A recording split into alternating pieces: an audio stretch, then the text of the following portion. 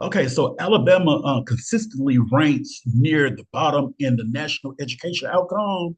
If you're elected for governor, what is the first major step you will take to improve our public schools?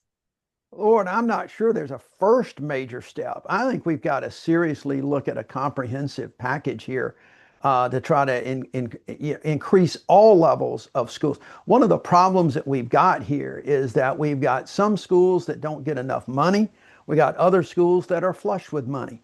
We need to try to make sure that every student has the ability to have decent classrooms and decent infrastructure and good teachers. I think all of that is a package. I think we need to work with teachers more than we've really been doing in the past.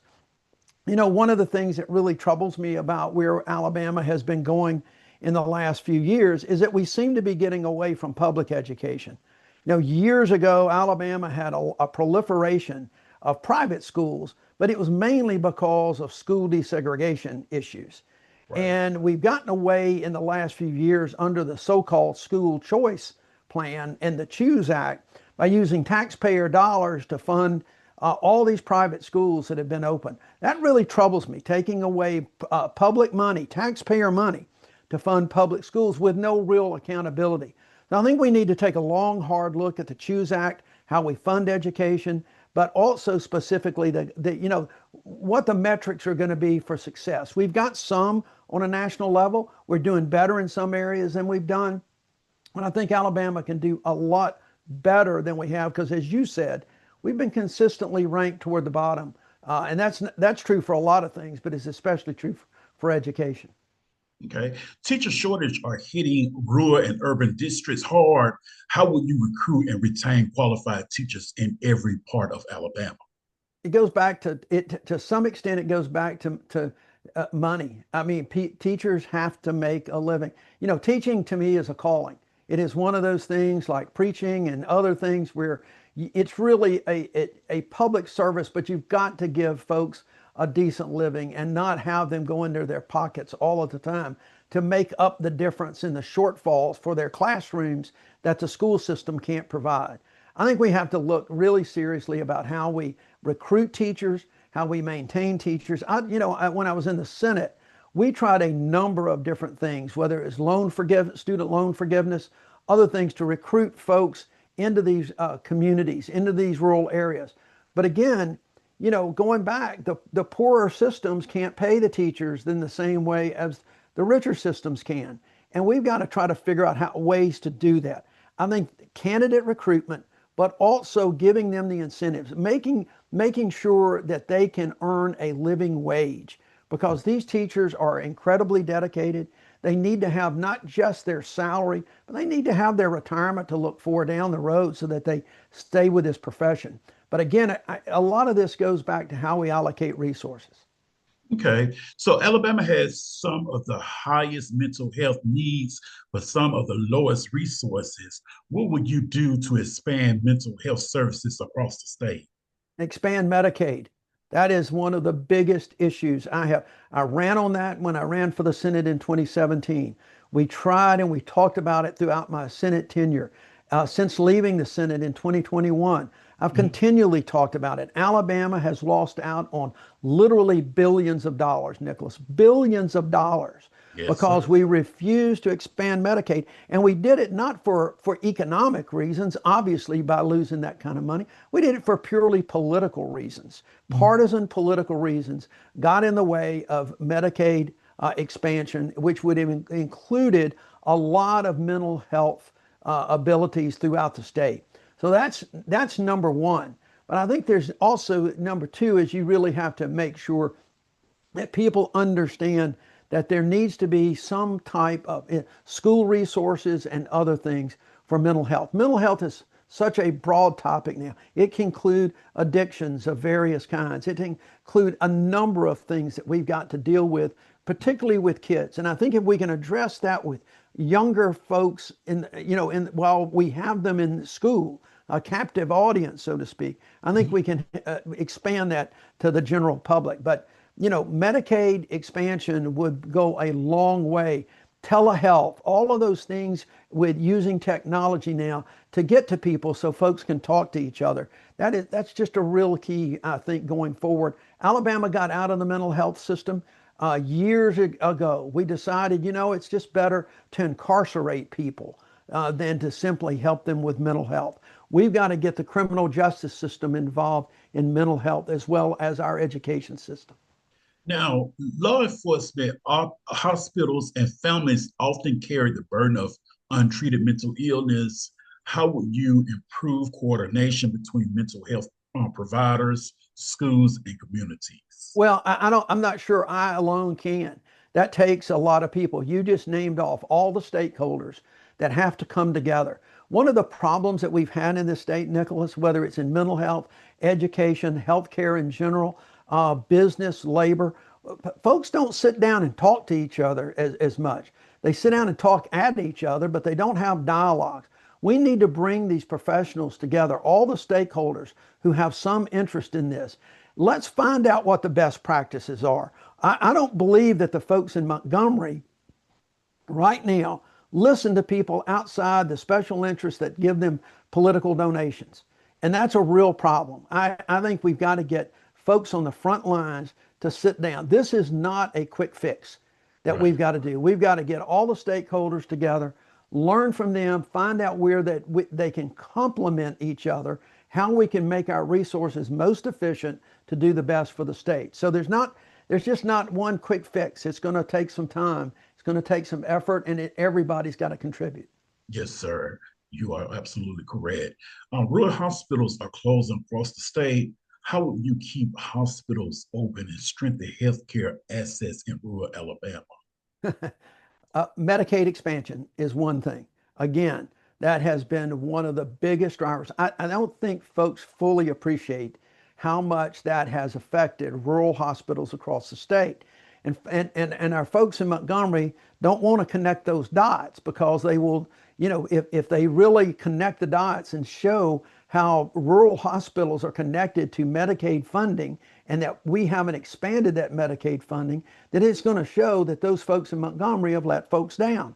And so, again, Medicaid expansion and trying to up the reimbursement levels. One of the problems that we have, even with the Medicaid that we have, is our reimbursement levels in Alabama are very low. When I was in the Senate working with Congresswoman Sewell and Senator Shelby, we were able to get that reimbursement level up. We were stuck at the very bottom of the barrel. It's gone up some, but we need to do things in the state to try to work to get it at a higher rate. That will help save rural hospitals. It'll help bring people in. The other thing that, quite frankly, we have to look at is we need to be thinking outside the box a little bit. We need to be thinking in terms of not just a doctor and a nurse and a pharmacist, but how all of those specialties can work together for each other. For instance, there are some things I think that pharmacies can do that doesn't necessarily require a doctor visit. There are things nurse practitioners can do that doesn't require the doctor to physically be right there and do the examination. Again, those are the stakeholders that we need to bring together to talk about that. And folks need to make sure that this is not a turf battle over professions. This is about the future of healthcare in the state of Alabama. And there's a lot of facilities out there that I think could be downsized and repurposed and deliver basic healthcare to folks in those areas. This caring has changed how law enforcement interacts with the public. What steps would you take as governor to keep officers and communities safe? It's a really great question. And one of the problems that we have is that I think that officers and many folks are seen only when there's a problem and in bad times. I think some of the most successful police departments that I've been involved in, and I was a prosecutor at two different times in my life. I was an assistant United States attorney back a long time ago. I was the United States attorney. And when I was a U.S. attorney in Birmingham in the Northern District of Alabama, Mhm. we not only prosecuted cases, we got people together. I had a law enforcement coordinating committee that brought state and local and federal law enforcement together to talk Mhm. about best practices for their communities. What's going on? What trends are they seeing? How can we best identify things? Because you can get very tough on crime and you can do those things, but you also need to get the communities. Law enforcement, we should also be peace officers. They should also be folks that serve the public and serve the peace. And so you are there to keep order as much as anything else. And so I think that there's a lot that can be done. Quite frankly, I think our law enforcement across the state of Alabama overall does a pretty doggone good job of keeping things down. We're seeing a decrease in crime in our major cities. We're seeing crime at very low levels. We've got to make sure, though, that we're smart in what we're doing. And the law enforcement and safety of law enforcement is connected to mental health and Mhm. how we deal with those mental health individuals. It's also connected to the prison system and how we deal with corrections. Because Correct. we right now we're in a position that it seems like that politically you're supposed to just, run on lock them up and throw away the key. Well, that ain't working so great for Alabama. We're spending a gazillion dollars on our prison system with a lot of low-level nonviolent offenders, and we Mhm. need to be thinking about this a little bit more. I don't think that this billion-dollar prison that the state of Alabama has authorized is going to be the answer for some of this. It is Right. costing too much money, and we haven't even started the second one yet. We need to we need to start rethinking and getting law enforcement how best to protect them. And the legislature, I think, needs to listen to them a little bit more because so far they have ignored them when they're talking about gun permits, when they're talking about all the firearms laws we have. They've ignored the safety of police officers. We need to listen to them a lot more. Absolutely. Now, many communities are seeing increases in youth violence and illegal guns. What will your administration do to address the root causes of gun violence in Alabama? You know, Look, gun violence in Alabama is nothing new. We have Right. been a gun society in Alabama and the South for a long time. A lot of us grew up with guns. It is a problem now that we have seen more and more people who want to just settle routine, what I, when I was a kid, was just a routine argument that you might get in a tussle or a wrestling match or a fist fight. People are pulling the guns out these days. Right. And that's Right. I think, a real problem.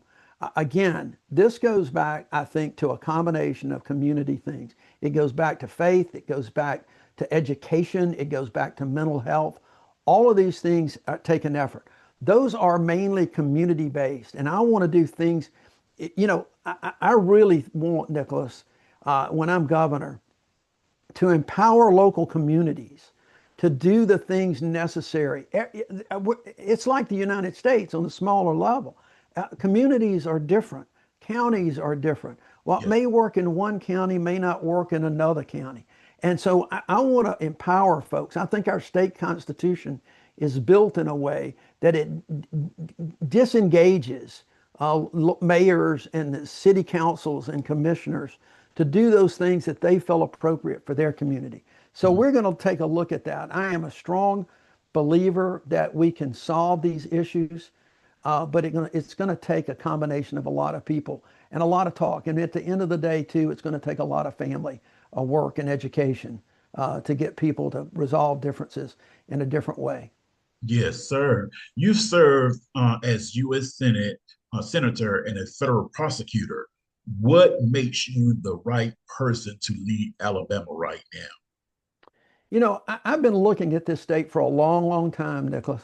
Mhm. I've watched, look, I've watched this state go from a one-party state with Democrats to one-party state Republicans, and there doesn't seem to be this kind of progress that we should be seeing in Alabama because of that. And Yeah. I think that I have demonstrated over my career, whether it was as a local prosecutor, United States attorney, whether it was as a United States senator, I don't see an us versus them the way that others do. I Right. don't see this as good versus evil.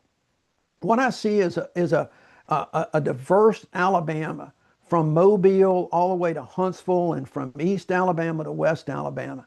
And we've got rural, we've got urban, we've got racial, a number of, you know, different demographics that we all need to kind of come together. And that's always how I've seen Alabama. I think our strength as Alabamians is our diversity, but how we care for each other on an individual basis. Too many times you see folks in Montgomery or people running for office, including some that are running for governor right now. It's just us versus them.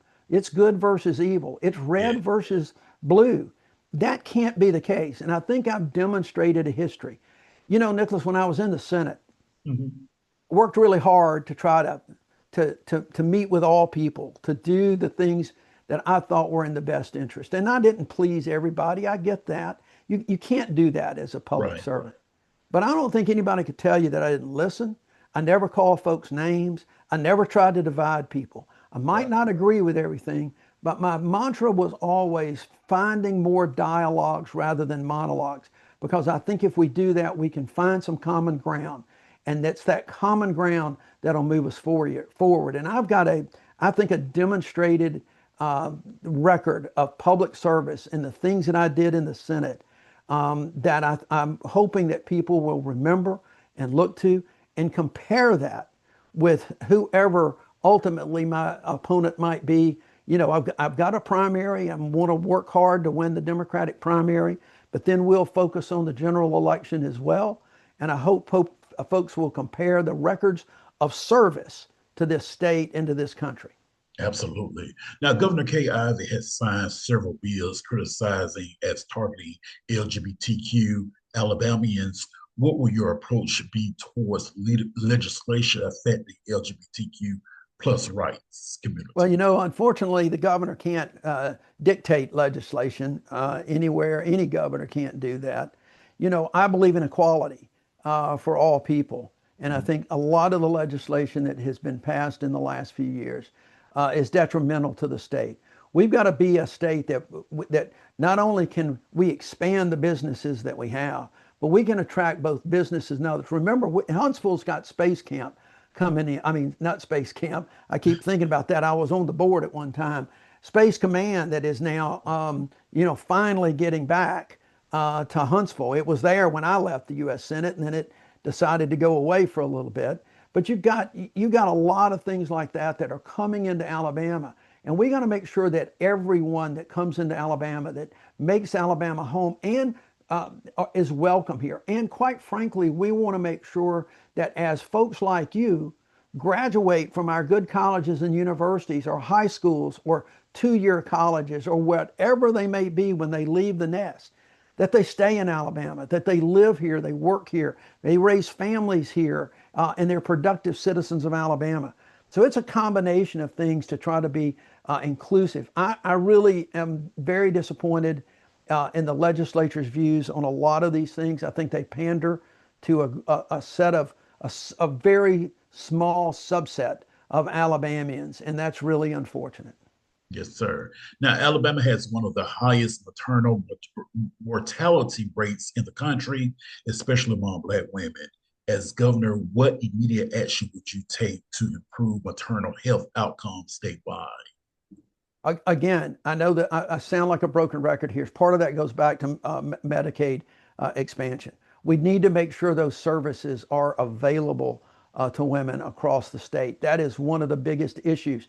Right now, we have been losing OBGYN services in Alabama in rural areas left and right. So all of this, a lot of this is tied to Medicaid expansion. It's tied to making sure rural health care is as solid as it can be. And that's more than just about money. It's a commitment that you've got to make.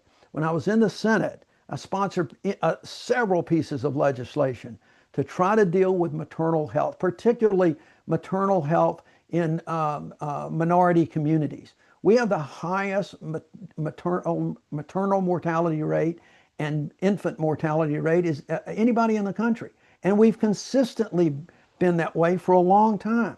Alabama tries to talk about being a pro-life state, but yet we have all of those instances where the highest, we just can't seem to get it right because we play politics with it.